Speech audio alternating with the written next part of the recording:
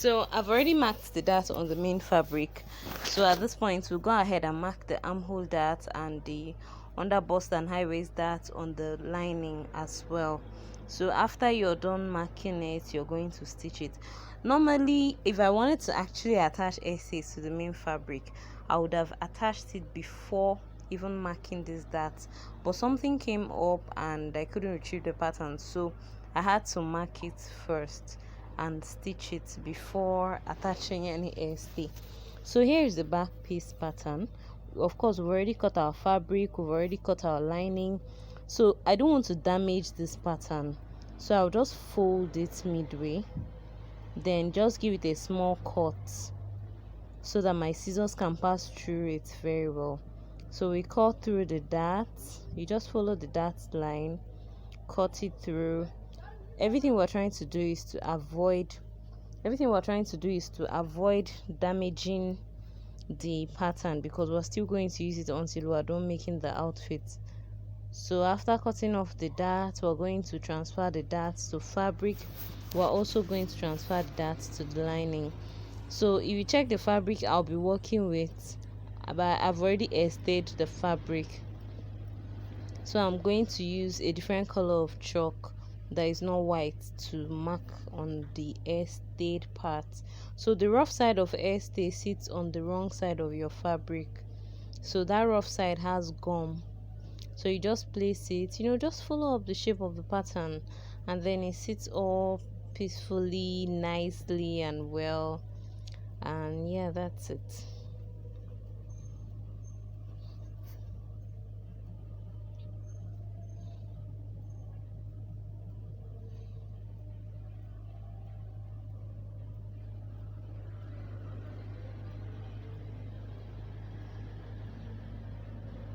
Okay, so we are also going to do this on the other side of the fabric.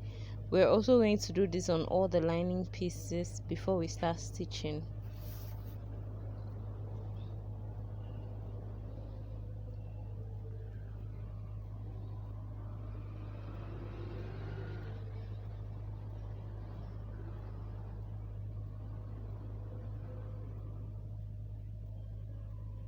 So I just want to show you a means of transferring your dart marking if you don't want to mark once and then mark 2 times. So when I mark on the left side, I usually mark with a classroom chalk, not a tailor's chalk. A tailor's chalk cannot really be transferred, but a classroom chalk can be transferred. So you just turn it to the other side, place and slap. So when you place it on the other side of the pattern that you want to replicate, you just hit it gradually, then it will transfer the pattern to the other one. So when it's done transferring it, you use your chalk to remark the line, because it will become a little bit faint. And now this is it. So these are our dart line. So we have our darts marked on our main fabric, we have our darts marked on our lining fabric. So now we're going to take it to the sewing machine to start sewing.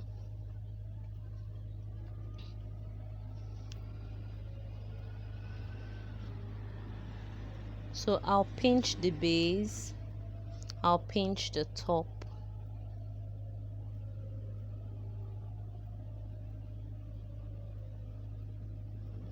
then I'll place it together. So when I want to start stitching, I'll have to back stitch. This small knob is actually for my back stitch, so you push back to back stitch and then leave it to continue coming forward.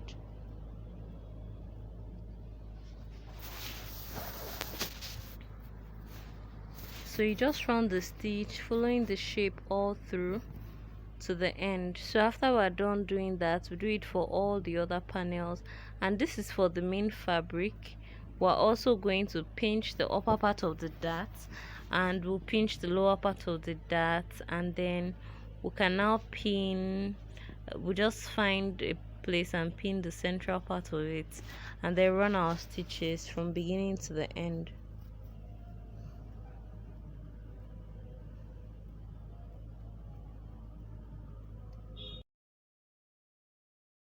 So for the stitching, I'm going to have to keep adjusting it until, let me say, if I get to the sharp point, I'll dip my needle, raise my presser foot, turn around. These are the things that you're going to do to work on a curve. So you can see I dipped my needle here, raised my presser foot, turned around, stepped down, and now I am running the stitch all nicely.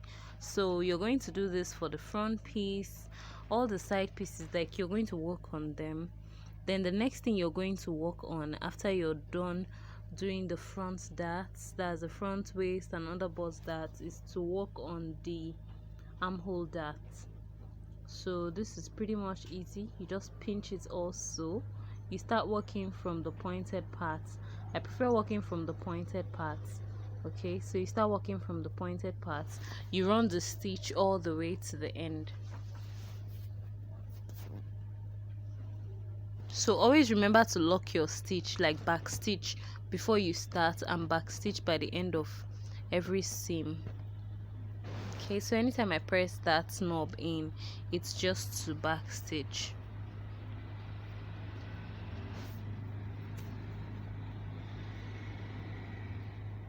Okay, so now I'm done with all the panels, like I'm done with the front, so I'm going to cut off the allowance, like I'm going to cut it off like so.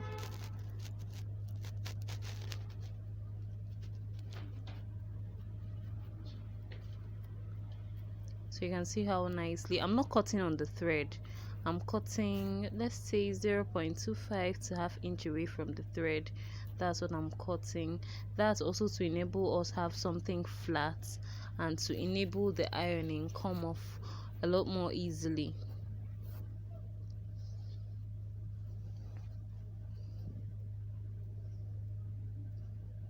So always make sure you cut off all your excess thread. Always make sure. It's very important you cut off your excess thread. So of course we're going to iron. When you iron it, it comes up flat and all that. So remember, this is not a padded blouse. This is a basic blouse. Like, you're just starting out, you're learning, you know, beginner sewing techniques. This is what you should start with. Probably not the whole padded, you know, all the dramatic stuff, but it doesn't mean this one wouldn't give you a good shape. It definitely would.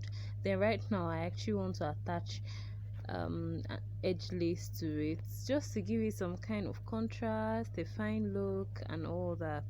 So I'm going to take part of the edge lace, that's the edge of the lace, the edge of the cord lace, place it in a V manner, place it over the fabric. This is what is called lace embroidery. So a situation whereby you take lace and place on top of a fabric and, you know, run thread through it. It's called lace embroidery. So I'll just embroider this area with this lace. So after placing it, I've gotten the look I want. I'm just going to cut off the excess around the edges and then run stitches along the edges, and of course inside I'll run the stitch inside also. But right now I just didn't come back with my pink thread, so I'm going to just run stitches with the green thread on the edges, then run the inner stitch later, maybe when I'm finally done with the blouse.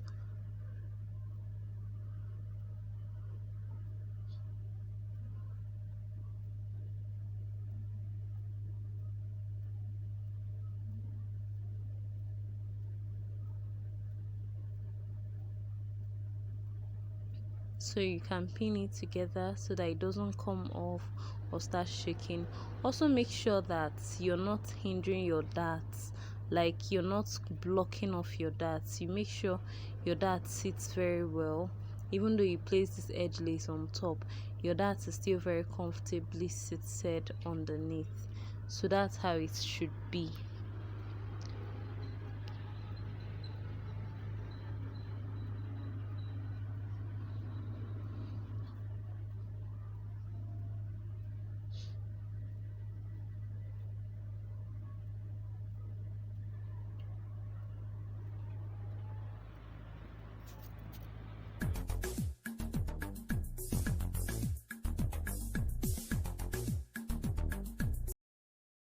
So after running the stitch on the edges, we're going to pin shoulder to shoulder.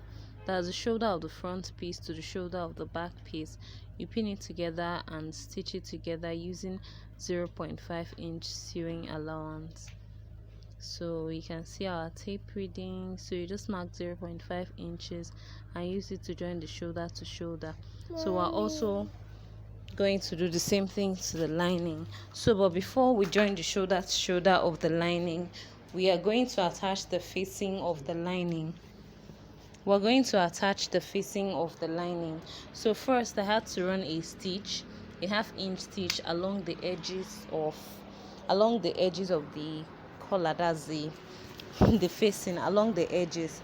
The essence of running that stitch is just to allow it to relax, so that by the time I want to fold, I can comfortably and easily fold it in. So here it is.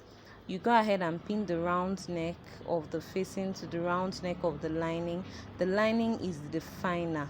Your facing should not make any alterations to the neckline, so you just run it through. Then you now fold along the line where you ran your stitch. So just watch closely and see how I'm folding along the line where I run my stitch. So you can see it. So the running of the stitch lets you fold it easily. So after folding and pinning all through, you run your stitch on it just to hold it.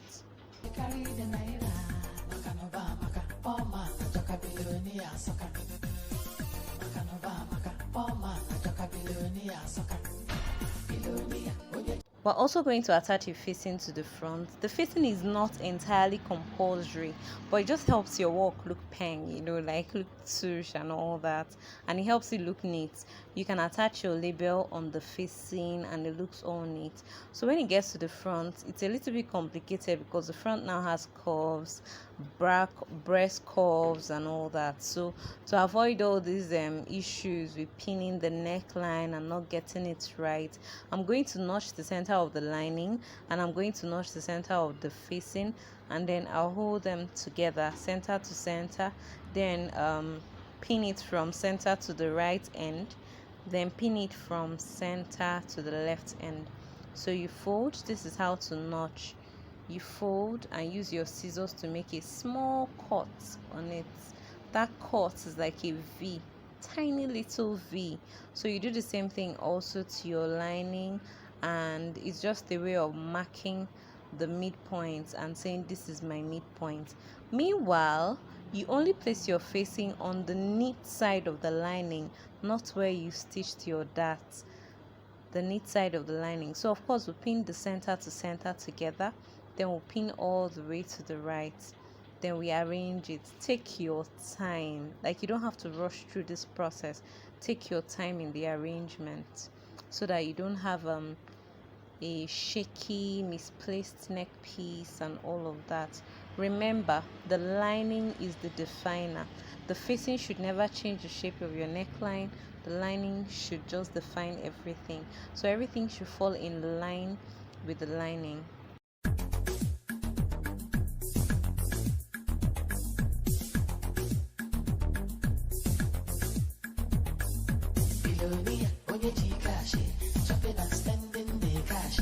There is no mercy for money. Shopping and spending the cash. There is no mercy for money.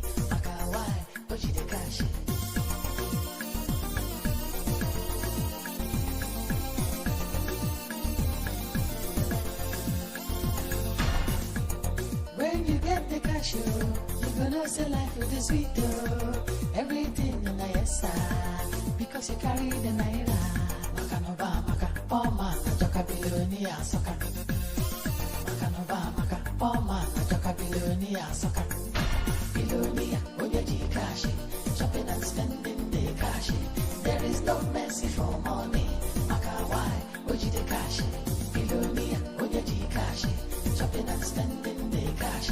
There is no mercy for money. Maka, why, would you the cash? Billionaire, when you cash, shopping and spending the cash. There is no mercy.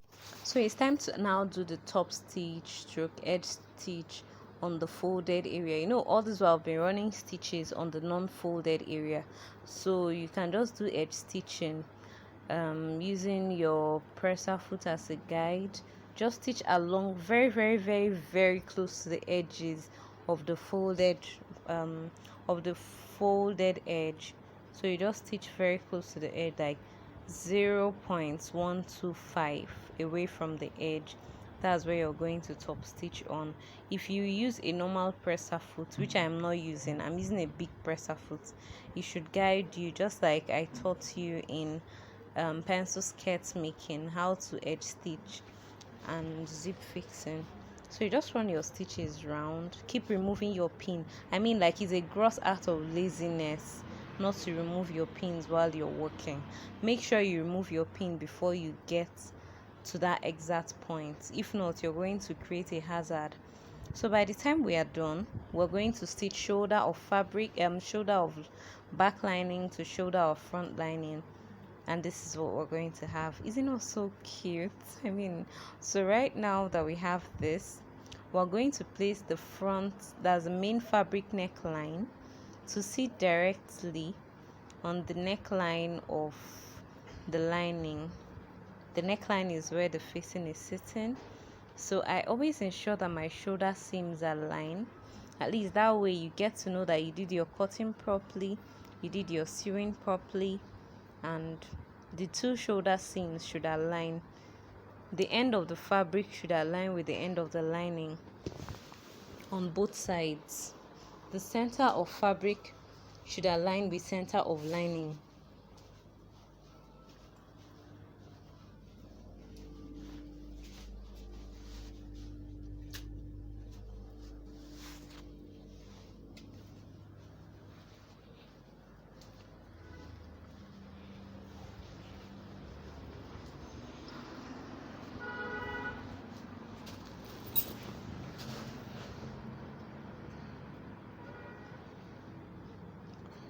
So we're going to run a 1/2 inch seam all the way around the neck of the fabric. So we're done running the stitches. Okay, yeah, so we'll start from here and then we'll run all through. So when we are done, we're going to notch it. I'll show you how you notch this particular one. Notching and top stitching are inevitable in blouse making, gown making, anything that requires sewing in a round curve. You need to notch, you need to top stitch. You cannot notch without top stitching, it's useless. You can't top stitch without notching, it's useless. Two of them go hand in hand. You have to notch and top stitch.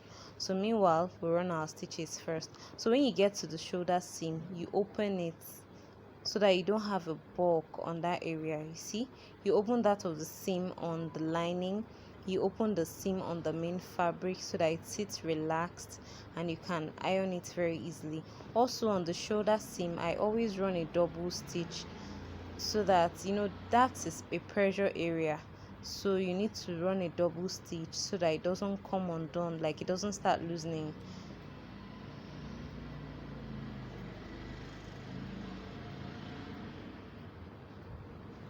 Remember, it's a 1/2 inch seam allowance all the way to the end.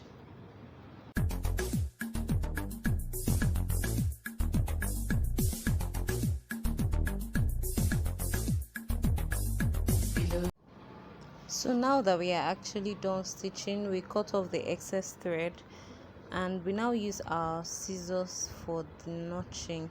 You have to cut along this the sewing allowance very close to the thread, but not too close enough to cut the thread. You shouldn't cut the thread, you cut very close to the thread. If you notch midway, the effects will not be seen. So I've notched from one end of the neckline to the other end of the neckline. So the next thing we are going to do is what we call top stitching. So we are going to turn around, so we're going to turn the inside. You push this bulk, you know, that part you notched, the sewing allowance that you notched, so you push it towards the lining. You want everything to relax towards the lining. You don't want a situation whereby when you wear the dress, it's, you know, like the lining starts popping up and everything.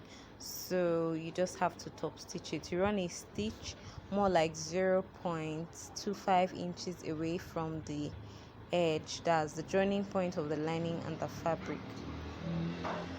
Sorry you couldn't see it clearer here, but I'll show you I'll show you what it looks like when I'm done stitching, so that you can see the gap you will leave before you do your top stitch. Because if you're doing a top stitch of ½ inch, my dear, you're wasting your time and energy. It won't even work, like the effect won't even be seen. So it has to be as close as possible to the midline, that's the joining point of the fabric and the joining point of the lining.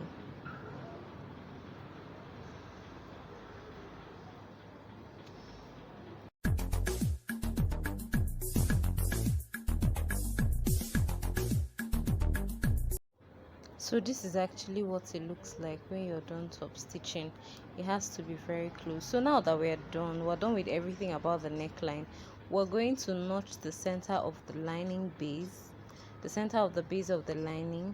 We're also going to notch the center of the base of the fabric, so that we can put them together. So when we notch, we pin the center to center, then run a stitch from one end to the other.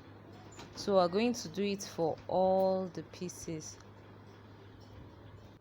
So we just pin it together. We do the same thing for all the back pieces, and then we run stitches to it.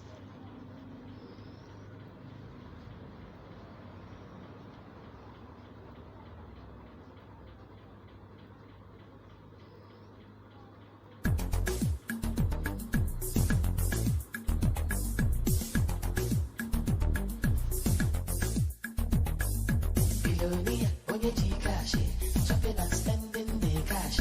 There is no mercy for money. Makawai, Oji the cash. Billionaire, Onyeji cash, shopping and spending the cash. There is no mercy for money. Makawai, Oji the cash.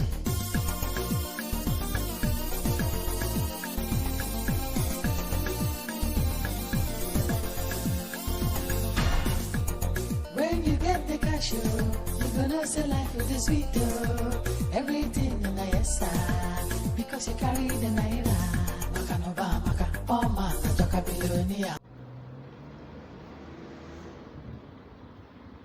So now that we are done running stitches on the base, we're going to be left with the sides open. So we're now going to run the stitches on the sides.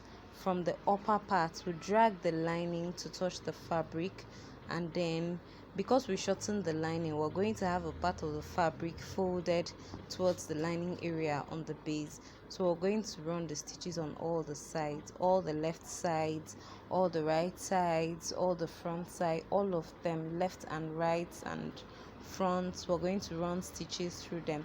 That's what we meant when we said turn with lining. So you're stitching it neatly so that the edges would not be rough.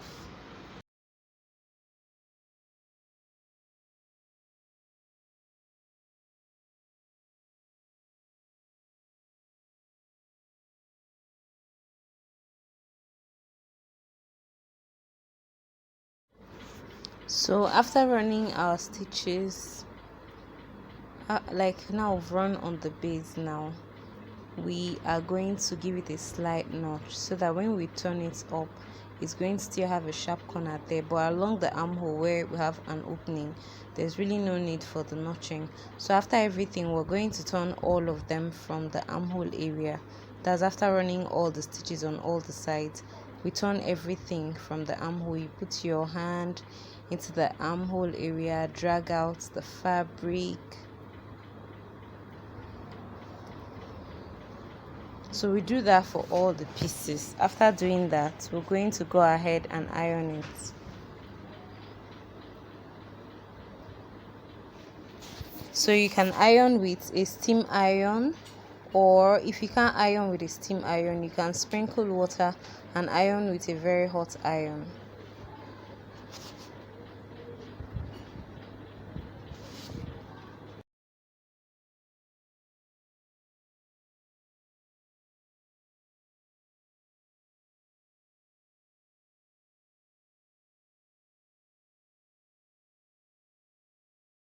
So now we're done ironing. Obviously the back looks bigger than the front because we paid for the excess we had at the back. That's zip shaping payments, we added zip allowance to the back and all that, so expect it to be bigger. So don't get worried when it looks bigger. It usually balances on the body of the person wearing it.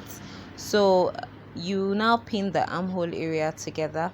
After pinning it together, you run a stitch all through the armhole for both the left and the right.